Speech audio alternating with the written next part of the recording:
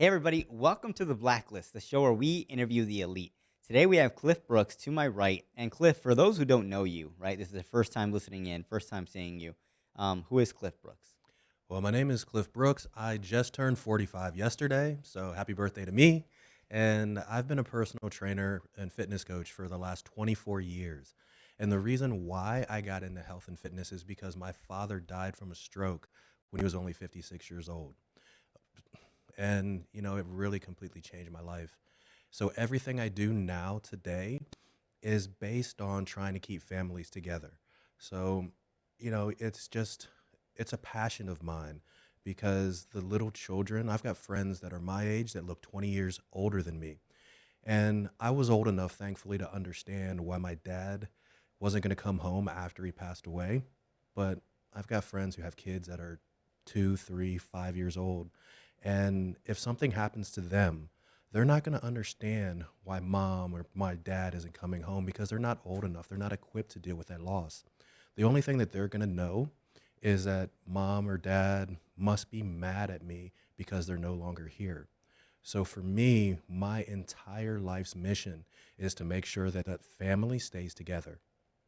Yeah, that's powerful, dude. And I appreciate you being very vulnerable because, that's rough. I haven't experienced it. But, honestly, like you making that your mission, your passion, and things like that is super important. I'm assuming not just to you, but to many other people too. Walk us through that a little bit. Like when that first happened, you mentioned because he wasn't taking care of himself. My dad, growing up, he used to be an Army Ranger. And when he got out of the military, he ended up, he was a cop in Philadelphia for about a year. Then he was like, I got shot at in the military, and I came home and I got shot at in Philadelphia. And didn't feel like coming home just to die on the street. Mm. So he got a job working for the government. He was a air traffic controller for the FAA. He sat at a desk for 30 years. And in those 30 years, he let himself go. His diet was Pizza Hut, Popeyes, Little Debbie snack cakes, and he drank Pepsi all the time. And we always begged him, Dad, you need to get back in shape. The doctors told him he needed to lose 20 to 30 pounds. And instead of losing 20 and 30 pounds and doing what the doctor said, like most people, they think they know better than the doctor. He ended up, like I always get choked up when I talk about it. He ended up always telling us, tomorrow I'm going to start eating better. Monday I'm going to start working out. Tomorrow never happened. Monday never came. He had a stroke in his brainstem. And your brainstem is where all your involuntary bodily functions are regulated. Your circulatory system, your circulatory system, your respiratory system, for example. And those are all the things that you don't even think about that happens in your body every single day. So when he had his stroke, my stepmother found him in the bathroom and he was taken to the emergency room. And when we finally got up there to see him, he had a ventilator tube stuck in his mouth. He couldn't even talk. And he lost track of like his motor skills and he was shaking. But we could see the fear in his eyes and he knew it was the end. So for him, he ended up scribbling a do not resuscitate order on a napkin. And we watched him and the doctors tried to tell us, it looks like he's going to have a full recovery. It looks like he's getting better. 3 days later, at 3 o'clock in the morning, my phone rings. Nothing good ever happens when your phone rings at that time. And and my sister was calling me to tell me that he just had a second catastrophic stroke and he passed away. So my entire life, my dad was my best friend. I'm named after him. So every time I hear my name, I think of my father. So everything I do now is dedicated in his memory because you know how sometimes parents don't listen to their kids Hmm. because they raised us. They think they know the best. And a lot of the times they do, but this was what I have done my entire life. And he always looked at me as this is my son, not a professional. Right. And he never did what we asked him to do. So he's no longer here. And it kills me every single day because he's never going to see my kids when I have them. And it's just a painful thing that we have to deal with because, and as much as I miss him and as much as I love him, there's a part of me that is just so mad at him because had he just listened, had he just done what the doctors told him to do, he could still be here with us. He never met two of my sister's kids. He'll never meet mine. And that is why I do everything that I do to prevent other families from going through the pain and the suffering that my family went through. Yeah. Yeah, dude. That's a it's a powerful story, and very sorry to hear about that. So when you work with, other families, are you working with them in a certain age range where like, okay, this is going to be affecting your life if you don't make the change? Well, I tend to work with busy professionals. Mainly, I work over the years. I've worked with men and women both, but recently I have focused on just men because I know what it's like for men like my father who are so busy, who have a job, but then also are an entrepreneur. He owned a photography business, so he was burning the candles on both ends. And it's all about making sure that you do what you need to do to make sure you come home to your children. Yeah. Because there's not a day that goes by that I don't wish I could pick up the phone and call my father. And I'll never have that opportunity Yeah. because he didn't do what he knew he was supposed to. And for that, I want to spare as many families as I can. And I've been able to help thousands of men and women over the past 24 years to lose weight, feel younger, look better, live longer. But the main reason why I do this is for that child. I do that because I want them to be able to have mom and dad both there to come home to. I want them to be able to call their dad, be able to do things with him that I no longer have the ability to. And the age range is like starts at 35 usually and goes to about 65. Yeah. But I'm 45. I just turned it yesterday. So when I'm talking to people, and I tell them my dad died at 56, I can see the wheels start turning. And internally, I've put them on a clock. Yeah. You know, that's 11 years older than what I am right now. So they start thinking, wow, I never really thought that this could happen to me, but wow, this is something I didn't think of. And I've got five friends, well, actually, I had five friends, all under 50 years old. Most of them were under 40 who are no longer here because they came to me and they wanted to change their life, but they weren't ready to do what was necessary. They didn't want to stop drinking. They didn't want to stop partying. Didn't want to do what was necessary to just live a longer life because they were having too much fun. Hmm. How much fun do you think they're having now since they're not here? How much fun do you think their families are having since they're not here? Yeah. Damn, dude. And so when did that start for you? Because you mentioned you're a recovering alcoholic. So did that happen right after? Man, I uh, I was used to be a mess. When I was between 21 and 29, before I turned 30, I had 4 DUIs. It all started back in high school, and my parents were getting a divorce.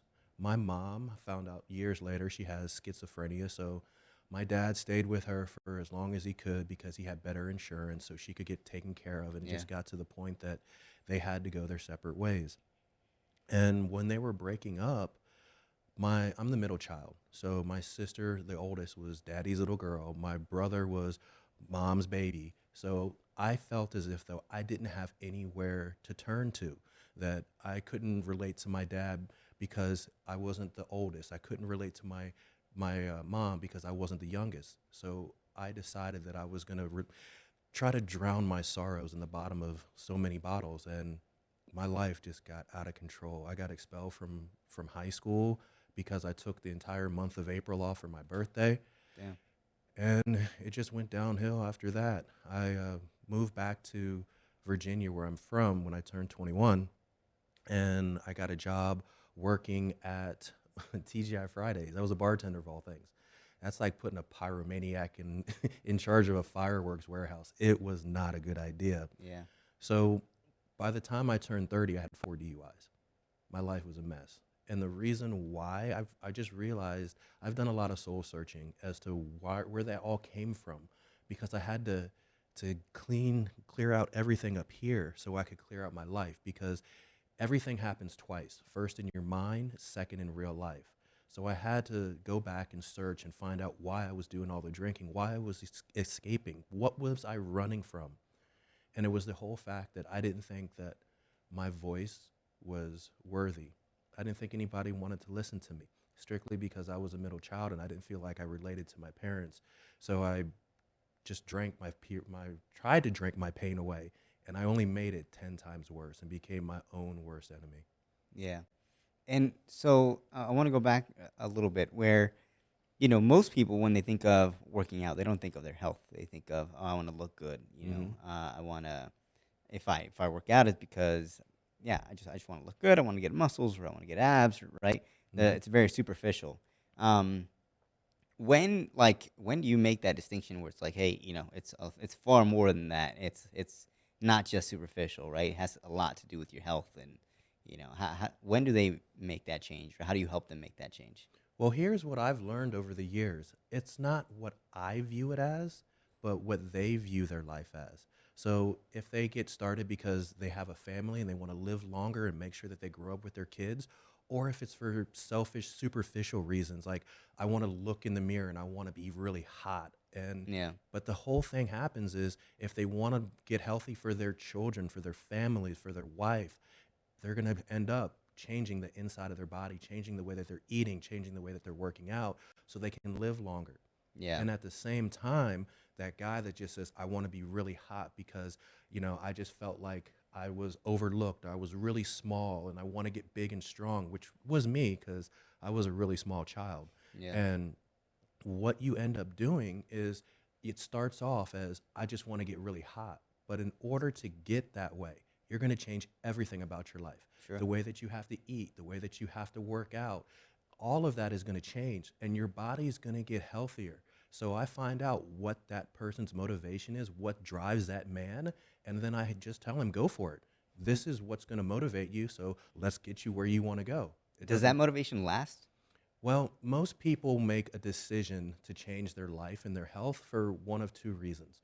One, they're running away from pain or they're running towards pleasure. So most people, I would say 95% of people are going to be running away from some type of pain. Yeah, The doctor told them that they have to take medications. They lost someone close to them. Something along those lines. That's the pain that they're running away from. yeah, Now, after they get out of that pain, a lot of people get stuck and then they start to slide back into their old bad habits because they're no longer in pain.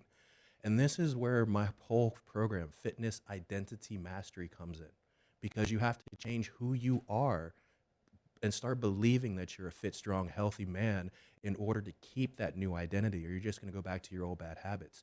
It all starts with changing your habits, changing the reoccurring patterns, and then believing in yourself. And we help you to do all of that. And it all starts up here. yeah. It all starts and stops here, but then you see it everywhere else in your body.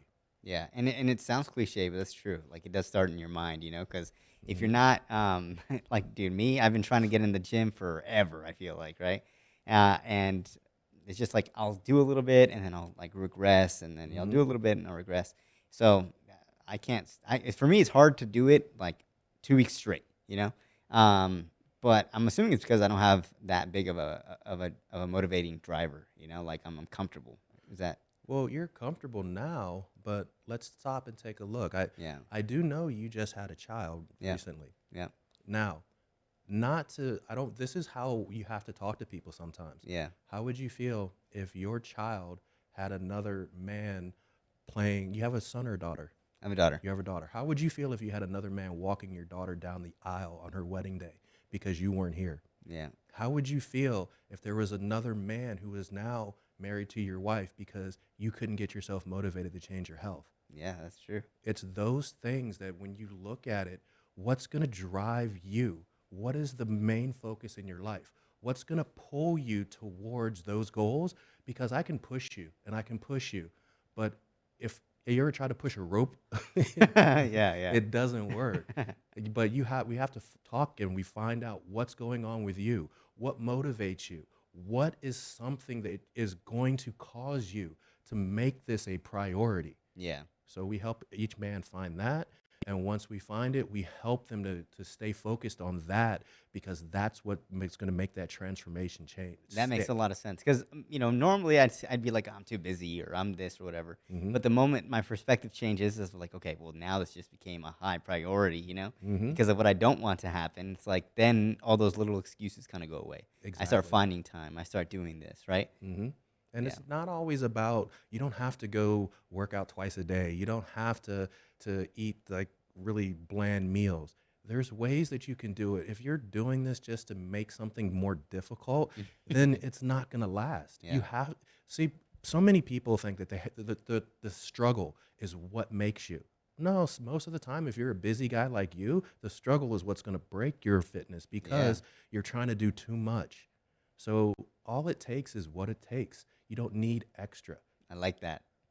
Yeah, dude, that's really smart because like you're speaking more of my language. Like Hmm. and plus that's the people that that work with you. It's Yeah. like high like busy professionals basically. And that's true because yeah, you're right. Like when I think of anything that has to do with like fitness, I'm like, fuck, that's complicated. Fuck, I gotta be there for 2 hours. Like damn it, I gotta do my protein shake. It's like so many steps to but that's because I'm trying to be perfect about it. I'm trying to do it how other people do it. Well, let me put it to you this way: Yeah. perfection is just another form of procrastination. Yeah. So, I mean, like, if you look at this backdrop, I've been lifting since I was 11 years old. This is my year 34 versus somebody else's year 1 or year Right. 2. So when people tell me, like, oh, I don't want to look like you don't have to. I was a skinny kid. I was born 6 weeks early. And back in 1978, when I was born, that was a big deal. I Yeah. spent the first month of my life in an incubator.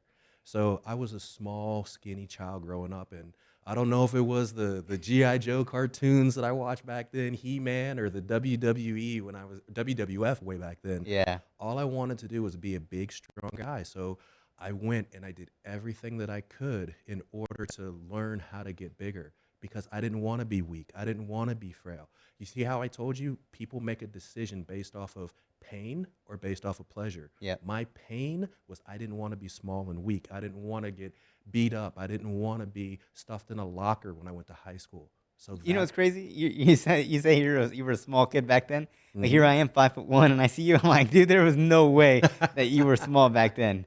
Because you're huge. You're big, dude. You are a big man now. Yeah. So I'm just thinking in my head. I'm like, damn, can I do that? Because I need to grow. I need to fucking like. But I can't anyways, help you with the vertical part, but yeah, we can help you to get fit. But I mean, that's what I'm talking about. People make a change based off of a need or a necessity. yeah, If you just want to do something, I mean, you're not really going to do it. Like, this studio is amazing, and you have your business running out of here, and you're talking to some really influential people. Your need was that. So yeah. that drove you. If we can find something in your health, something in your life that's going to drive you to be healthier, that's what you need to focus on, because that's what's going to get you through those rough days. Yeah. No, yeah, that's true. It's powerful. So like now with what you're doing, how are you helping these people? Or is it more like group coaching? Is it, doing one-on-ones? Is it an online platform? Like how does that look like? Well, I used to work in a gym, and I did that for 15 years or so. And now I do mainly online. Yeah. We do group coaching and one on one. Sometimes we do like a hybrid, because it's not only just the coaching that we do, but it's also the community that they're building into, and the people that they're networking with. Because if they're high net individuals, high worth, they're able to make connections through the program, because each person has a Right. different specialty. My specialty is health and fitness. Yours is yours is production of an amazing show. You're in doing what you do. This is your specialty. I can't do this. But if you, let's say that we have a group that is together, and then you meet someone that needs what you're providing, then you have a connection there, Yeah. and you both can benefit from it. So the way that we do it is, I have a holistic sports nutritionist that works with each one of our clients. She and I have been together for about 3 years now. She's one of my best friends. Yeah. She's a metabolic expert and a hormonal specialist. So if you've ever watched a bodybuilding show and you see those people that get completely ripped and shredded, a lot of them end up messing up their hormones. Mm. So they actually come to her in order to straighten all that out. So for the people that aren't messed up like that, we're able to make huge changes in their health and fitness. Yeah. And then we do the online portal. So I've got clients all over the US. So it's all about just making this in such a way that they can turn this into part of their life. It's customized, it's individual, it's based off of them. So like the way that most people aren't going to the gym is for this. If you're a busy person, busy man trying to build your business, and I tell you, you have to meet me at the gym Monday, Wednesday, Friday at 4 o'clock, you're probably not going to show up. But if I can put a program together for you, and you can go at 6 o'clock in the morning one day, you can go at 10 o'clock at night, or you can do it from home, then what's your excuse? Yeah. You don't really have one. Yeah. And most busy professionals are like, well, I don't have time. Well, if you take care of everything that's going on in your body, you're going to have more focus. If you take care of everything that's your body and getting in shape, you're going to have more energy. And then you're going to be able to produce so much more. Our clients, when they start taking care of themselves and they start prioritizing their home life and all the things that they are making secondary, and so they can build their business, and they take the time to focus on those, their business explodes. Yeah. Because if you have support at home from that, and you don't have a partner who's like, when are you ever going to spend time with me?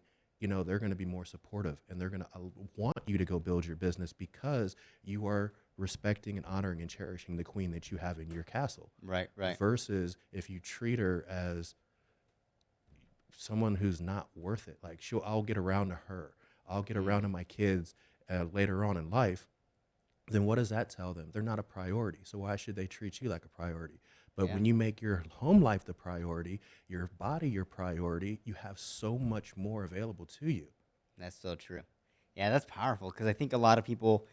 I mean, yeah. I mean, I don't want to speak for everybody, but I know, like for me, for sure, when Mm. I'm busy, I'm like, yeah. I always say like, oh, I'll get around to to my daughter. I'll get around to my girl. Like they can wait. They're gonna be home anyways, right? Hmm. And it's like, yeah, that's so true. Like the time will pass by and you'll forget, and if you keep that habit, then yeah, they don't make you a priority, and it's just it's just a downward spot, down. Yeah, whatever. You know what I mean? Yeah. Are you giving them the best of you, or are you giving them what's left over? Yeah, that's true. Hmm. And then also, as far as the health goes, we also do blood testing, hormonal testing, gut health testing, all of these things, because I found I'm allergic to onions myself. Yeah. So onions are in everything. And I used to get like really bloated from eating, and it was inflammation.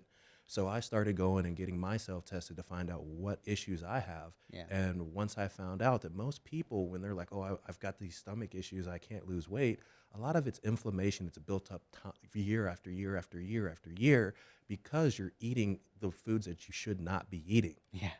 Yeah, that's me. That's me right there, dude. Question. So I know that like a lot of I mean I don't know, but I'm assuming because I've read about it. Like people nowadays, at least men, have less testosterone than they used to. Is that right? And I think that also plays a part into gaining weight and Hmm. right. There's so many foods out there that the processed diets that we have, all of these are, I personally think they're designed to make our community, make our nation weaker men. Yeah. And if it's you have weaker men, then it's easier to control. And there's something that I want you guys, if you're watching this, go to Google when the episode is over, and then go look up it's either called bliss point or bliss ratio. Yeah. And what this is when big pharma spends billions of dollars every single year for the perfect ratio of sugar, salt, and fat that chemically addicts you to their food, Mm. to take tens of billions of dollars out of your account. So what happens is like, look at well, there's certain, I don't want to say their names because I'm not trying to get in trouble, but Yeah. Yeah.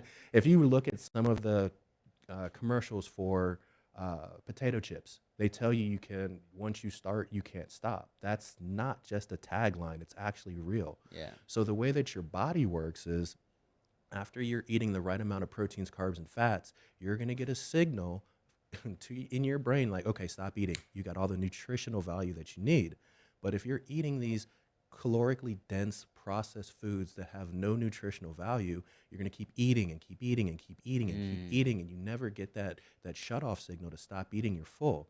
So I used to eat like years ago. My cheat day was a big extra large pizza, and then 2 hours later I'd be hungry because I never Yeah, got the nutritional value that my body was asking me for. that's so true, dude. Hmm. Well, it's been phenomenal having you here. I truly appreciate it. You really did change my perspective, and you taught everybody here a lot. Where can people find you? Well, I'm building a new platform on social media. So it's going to be fitness identity mastery. So you'll be able to find that on Instagram. You'll be able to find the Facebook group. And that's where I'm going to be doing a lot of change. Also on YouTube. All three platforms are where I'm going to be putting this together and all the information out there so I can reach more men and help them to live stronger, healthier lives, build that testosterone, be a true king at home, treat your wife, your girlfriend as a queen, and then the prince or the princess that's grown up in your castle, make sure that all of them are taken care of. Yeah. Well, thank you so much, dude, I for being really here. appreciate you having me here, and thank you so much for your time. No problem. Cool, cool. Let's get some pictures. You want to take it with my phone? Okay. We'll go here in the middle real quick. Okay. And then do you know if the other guy is here?